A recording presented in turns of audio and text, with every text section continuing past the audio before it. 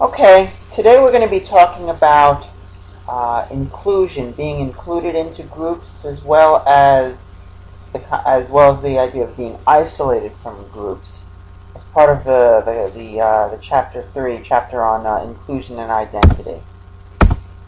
So, thinking about you think about why people join groups. One of the reasons is a need to belong, to feel that we need to be with others. We are a social species, so we need to join with others. And we're going to be talking about what it feels like to be excluded, excluded from a group, and talking about how the sense of wanting to be included into groups may be actually part of our human nature. Okay, so it seems as though there are individual differences here, but we all have some drive to form interpersonal relationships with others. Now, again, some of us prefer a small number of close relationships, which is actually pretty good. Others, may want to have more relationships with others. But nevertheless, even someone who might be very introverted, might be a very solitary person, still wants to form at least a few important interpersonal relationships. So even the most solitary person still has some need to belong. On the other hand, again, some of us prefer to be alone most of the time, and even those of us who might be very sociable people, who might like to be around others a lot, sometimes you just got to be by yourself. So sometimes being isolated is not such a bad thing. But the important thing is to be isolated. If you're isolated by choice, is a lot different than if you're being excluded. There's a big difference there. So if you are choosing to go out by yourself and you want to go and sail across the ocean by yourself or whatever it is you want to do, you can do. You're doing that by choice. But you still want to go back and form those connections with other people. If you are put in prison and put into solitary confinement, that's a very, very severe punishment. You're being put alone, not by choice, and we have this real need to be with other people. So, solitary confinement is a serious problem if is using that as a regular form of punishment. Okay. So basically, while we do like to be by ourselves, we also are actively seeking membership into various kinds of groups as part of our normal interactions with other people. And there are various types of groups in which you can affiliating with the church groups, sports teams, veterans groups, literary groups, professional groups, all kinds of groups that we can affiliate with. Fulfilling a need for affiliation, need to be around and accepted by other people.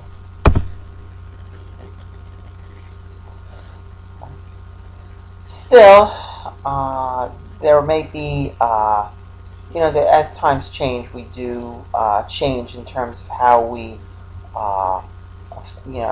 affiliate with others, or how we fail to affiliate with others. Let's talk a little bit about loneliness. And with loneliness, we're talking about, you're kind of in a circumstance where you are desiring to have those connections with other people, but you don't have them for whatever reason.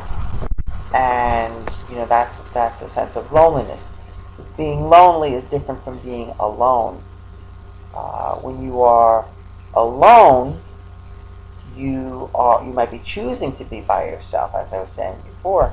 But if you're lonely, you are desiring greater social and emotional connections with other people, and you don't have those now. Now, there are various ways in which lonely people can try to relieve their loneliness. They can go and join a group. Now, what kind of groups are they going to want to join?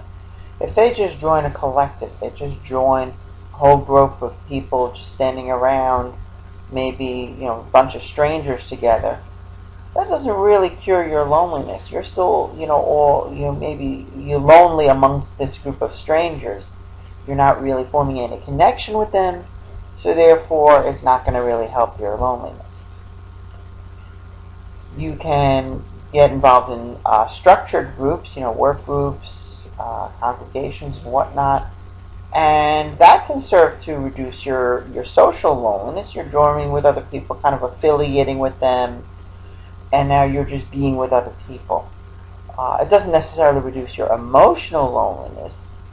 Maybe feeling like your lack of love or lack of the close intimate relationships, and that's where joining an intimate group is going to help reduce your emotional loneliness. So if you're very lonely, you might call your boyfriend or call your girlfriend to connect with them, and that'll help you reduce your emotional loneliness. You might also join a structured group that's intimate. You might be families, or because a family is certainly a structured group, but it's also intimate and close knit, and that'll help you reduce both your social and emotional loneliness. So, for example, you can go with your family and go out to dinner or something like that, and that'll reduce both your social and emotional loneliness. You're making those social connections, the affiliation, as well as the emotional connections, the intimacy that you're getting with forming these connections.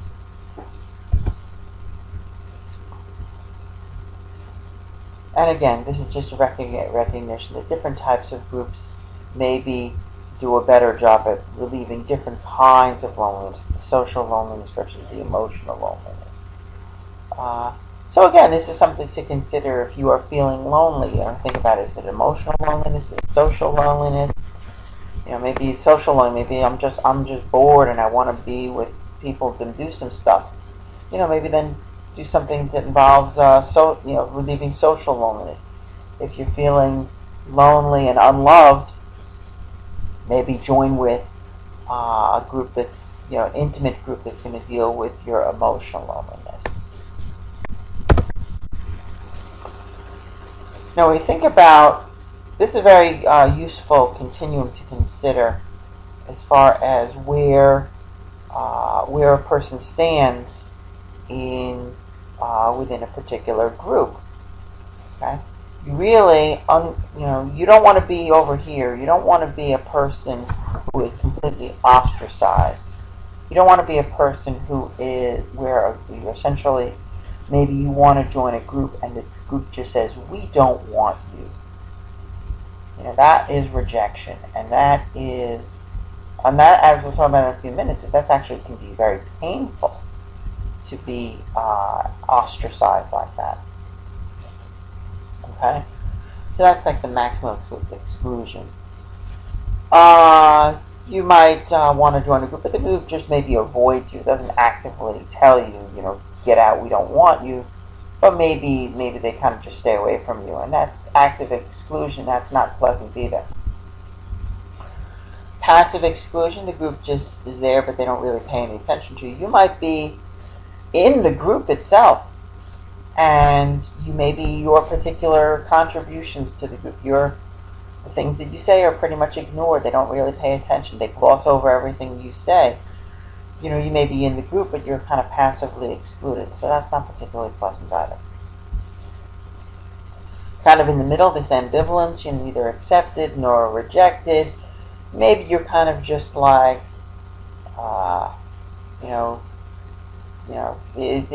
the attitude towards you from the group is, they'll take you or leave you. So in that case, maybe it might not be a group you really want to join. They don't really have any of that positive or negative feelings toward you. Passive inclusion, it means you're in the group, you're allowed to join. You may be a rank and file member. They you're allowed to join, but you're not really someone who, they'll let you in, but they're not like welcoming you with open arms, let's say. At the next level, though, active inclusion, now you are welcomed into the group. So you're joining the group and they welcome you in. And that feels good that you're wanted there. Now the best kind of acceptance, the maximum inclusion here, where would be the group actively recruit you? Think about that maybe. There may have been a time in your life where there was a group that, who knows, maybe you weren't even considering joining. But the members of the group said, we really want you to join us. Boy, that really feels good. Even if you don't really want to join that group, it feels good for a group of people to say, we really want you to join us. But ostracism, being excluded, is really not a nice feeling. And there's been some research on ostracism, essentially finding out what people feel like when they are actively excluded, for example, from a simple ball toss where the subject is actually, they never throw the ball to the subject, and they just throw it to each other. These may be Confederates. And, that's pretty unpleasant. People, they don't like the people who don't throw the ball to them. So there's a good amount of research showing that ostracism is unpleasant, and we don't like the people who ostracize us.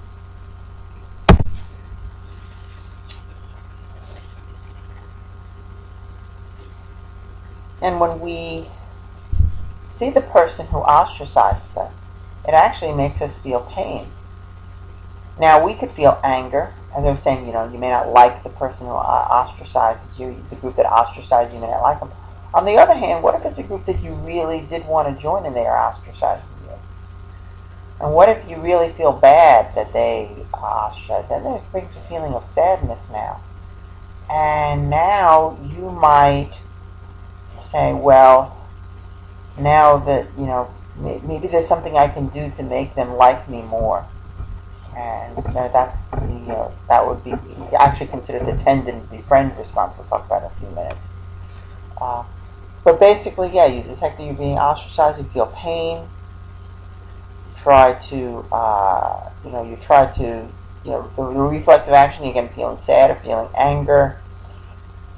You might, then you want to see, you want to say, okay, well, what's going on here? Why are they rejecting me? What might be going on here?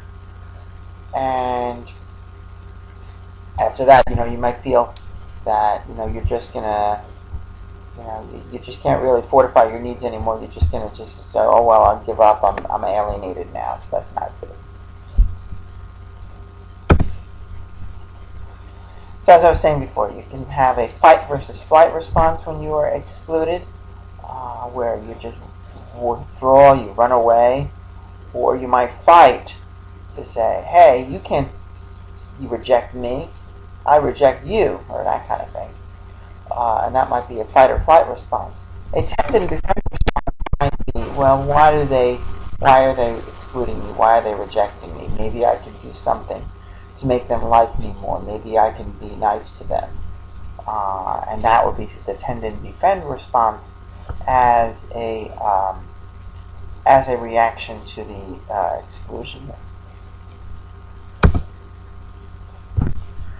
Now there is some evidence that this need to belong, this need to be included, may actually be important for our survival as a species.